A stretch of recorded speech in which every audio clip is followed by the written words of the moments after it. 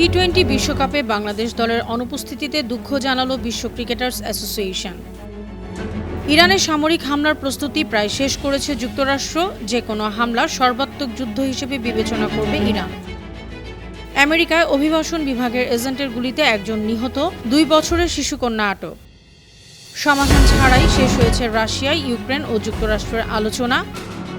Arctic অঞ্চল উন্নয়নে নেতৃত্ব দিচ্ছে রাশিয়া, দাবি পুতিনের।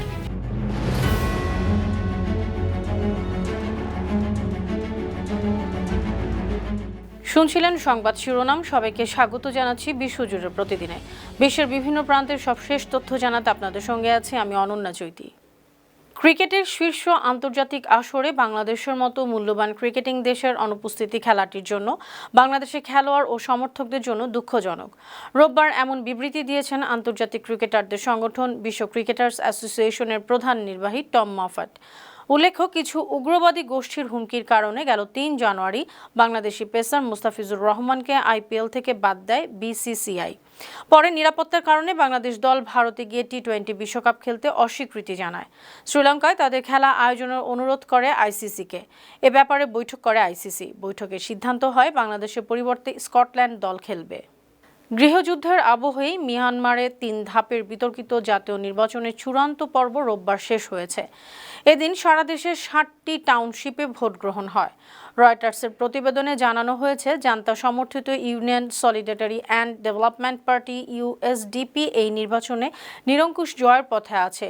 ইয়াঙ্গুন ও মান্দালয়ের মতো প্রধান শহরগুলোতে কড়া নিরাপত্তার মধ্য দিয়ে ভোট নেওয়া হয়েছে। এতে সাধারণ মানুষের উপস্থিত ছিল নগণ্য। নির্বাচনের প্রথম 2 ধাপে মাত্র 55% ভোট পড়েছে। এটি 2015 ও 2020 সালের সাধারণ নির্বাচনের তুলনায় অনেক কম।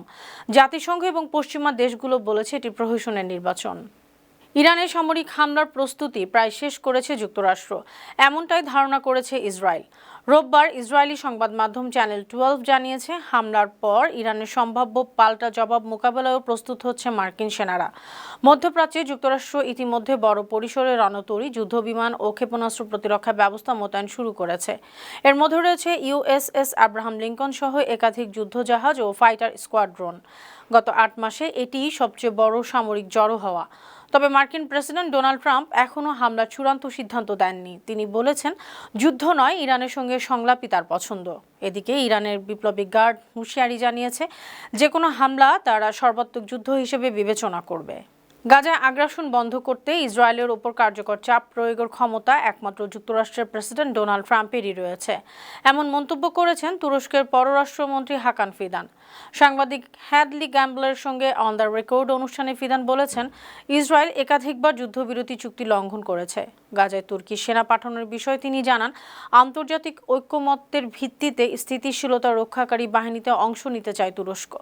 তবে সেনা মোতায়েনের সিদ্ধান্ত আন্তর্জাতিক সমর্থনের উপর নির্ভর করবে। ইরানে মার্কিন হামলা না করার আহ্বান জানিয়ে ফিদান বলেন, সংলাপই কার্যকর পথ। অতিরিক্ত চাপ পরিস্থিতি অস্থিতিশীল করবে। যুক্তরাষ্ট্রের অভিবাসন বিভাগের এজেন্টের গুলিতে মিনিয়াপলিসে আবারও এক ব্যক্তি নিহত হয়েছেন। নিহতের নাম অ্যালেক্স পেট্রি।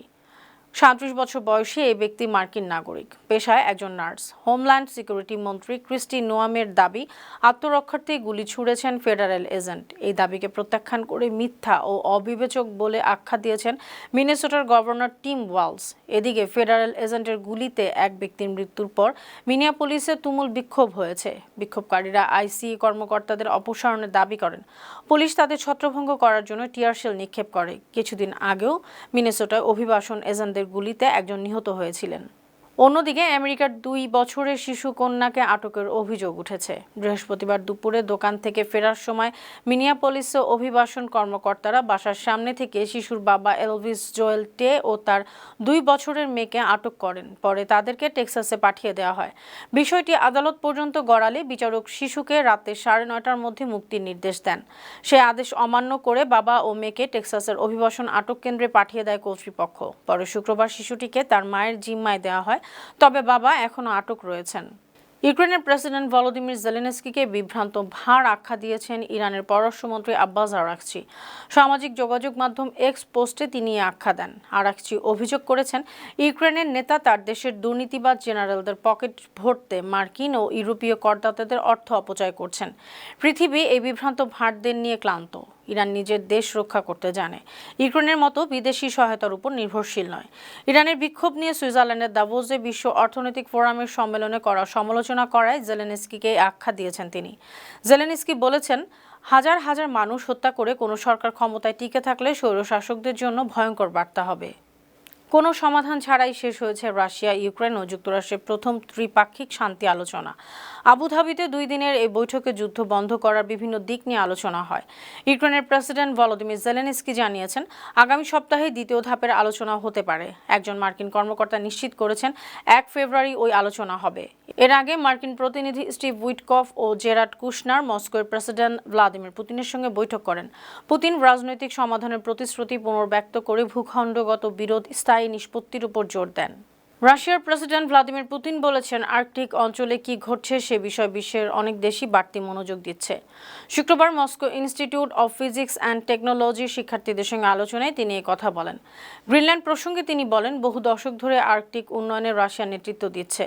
অন্যদিকে রাশিয়ার পররাষ্ট্রমন্ত্রী সের্গেই ল্যাভরভ বলেছেন, গ্রিনল্যান্ড দখলের পরিকল্পনা মস্কোর নেই।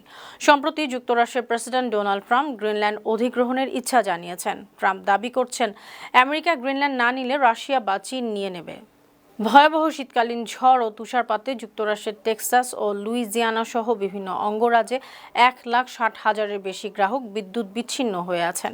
তীব্র ঠান্ডায় বরফের ভারে গাছ ভেঙে বিদ্যুৎ লাইন ক্ষতিগ্রস্ত হওয়ায় এই পরিস্থিতি হয়েছে। বিরূপ আবহাওয়ার কারণে 13,000-এরও বেশি ফ্লাইট বাতিল হয়েছে। সেখানকার জনজীবন কার্যত স্থবির হয়ে পড়েছে। এই ঝড়কে ঐতিহাসিক আখ্যা দিয়ে মার্কিন প্রেসিডেন্ট ডোনাল্ড ট্রাম্প দক্ষিণ ও পূর্বাঞ্চলের একাধিক অঙ্গরাজ্যে ফেডারেল জরুরি অবস্থা ঘোষণার অনুমোদন দিয়েছেন। আবহাওয়াবিদরা সতর্ক করেছেন, আগামী সপ্তাহের শুরু পর্যন্ত দেশের বড় অংশ জুড়ে তীব্র শীত, তুষারপাত, বৃষ্টি হতে পারে। চলমান যুদ্ধবিরতির মধ্যেই গাজার বিভিন্ন এলাকায় ইসরায়েলি হামলায় 2 শিশুসহ 3 ফিলিস্তিনি নিহত হয়েছেন। আহত হয়েছেন কয়েকজন। গাজার হাসপাতাল সূত্র জানিয়েছে, উত্তর গাজার বেইত লাহিয়ার কামাল আদওয়ান হাসপাতালের কাছে ইসরায়েলি ড্রোন হামলায় সালমান জাকারিয়া ও মোহাম্মদ ইউসুফ নামে 2 কিশোর নিহত হয়েছে। চুক্তি অনুযায়ী যেসব এলাকা থেকে ইসরায়েলি সেনারা সরে গিয়েছিল সেখানে এসব হামলা করা হয়। এছাড়া জাবালিয়া শহরের ওল্ড গাজা স্ট্রিটে হামলায় কয়েকজন আহত হয়েছেন। অন্যদিকে খান ইউনিসের দক্ষিণে কিজান আল নাজ্জার এলাকায় ইসরায়েলি হামলায় আরও 1 ফিলিস্তিনি নিহত হয়েছেন। তীব্র বাতাসের কারণে গ্রিনল্যান্ডের রাজধানী নুউকে ব্যাপক বিদ্যুৎ বিভ্রাট হয়েছে। শনিবার রাত 10:30টার দিকে প্রধান জলবিদ্যুৎ কেন্দ্র বুকসেফ জোর্ডের সঞ্চালন লাইনে ত্রুটি দেখা দেয়। এ কারণে পুরো শহর বিদ্যুৎহীন হয়ে পড়ে। পাশাপাশি অনেক এলাকায় পানি সরবরাহ ও ইন্টারনেট সংযোগও বিচ্ছিন্ন হয়ে যায়। রাষ্ট্রীয় বিদ্যুৎ সংস্থা জরুরি ব্যবস্থায় রোববার ভোরের মধ্যে প্রায় 75% এলাকায় বিদ্যুৎ ব্যবস্থা সচল করা হয়েছে। তবে কর্তৃপক্ষ নাগরিকদের বিদ্যুৎ ব্যবহারের সতর্ক ও সাশ্রয়ী হওয়ার আহ্বান জানিয়েছেন। এই ব্ল্যাকআউট এমন এক সময় ঘটল যখন গ্রিনল্যান্ড সরকার সম্প্রতি দুর্যোগ মোকাবিলায় 5 দিনের খাবার, পানি ও প্রয়োজনীয় সামগ্রী মজুত রাখার নির্দেশনা দিয়েছিল। একই সঙ্গে যুক্তরাষ্ট্রের প্রেসিডেন্ট ডোনাল্ড ট্রাম্পের গ্রিনল্যান্ড দখল সংক্রান্ত বক্তব্য ঘিরে চলমান রাজনৈতিক উত্তেজনার মধ্যে দ্বীপটি এ প্রাকৃতিক বিপর্যয়ের মুখে পড়ল। এবছরের শেষ নাগাদ কৃত্রিম বুদ্ধিমত্তা এআই মানুষের চেয়েও বেশি বুদ্ধিমান হয়ে উঠতে পারে, এমন সতর্কবার্তা জানিয়েছেন বিশ্বের শীর্ষ ধনকুবের ও প্রযুক্তি উদ্যোক্তা ইলন মাস্ক। তিনি বলেছেন, এআই এর অগ্রগতি যে গতিতে হচ্ছে তাতে বড়জোর আগামী বছরের মধ্যেই মানুষের চেয়ে বেশি বুদ্ধিমান এআই দেখা যেতে পারে। সম্প্রতি ওয়ার্ল্ড ইকোনমিক ফোরামের বার্ষিক সভায় মাস্ক আরও জানান, রোবোটিক্স ও এআই প্রযুক্তি সভ্যতা, অর্থনীতি ও দৈনন্দিন জীবনে দ্রুত আমূল পরিবর্তন আনবে। তার দাবি 2030 বা 2031 সালের মধ্যে এআই সম্মিলিতভাবে মানবজাতির চেয়েও বেশি বুদ্ধিমান হয়ে উঠবে। এদিকে ফেসবুক, গুগল ও মাইক্রোসফট সহ বড় প্রযুক্তি প্রতিষ্ঠানগুলো এআইতে বিপুল বিনিয়োগ করে কর্মসংস্থান কমছে। সুপ্রিয় দর্শক, এই ছিল আজকের বিশ্বজুড়ে প্রতিদিনের আয়োজনে। দেশ বিদেশে বিভিন্ন খবর নিয়ে আবার আপনাদের সামনে হাজির হব। সেই পর্যন্ত ভালো থাকুন, সুস্থ থাকুন, বাংলা টিভির সঙ্গেই থাকুন। ধন্যবাদ।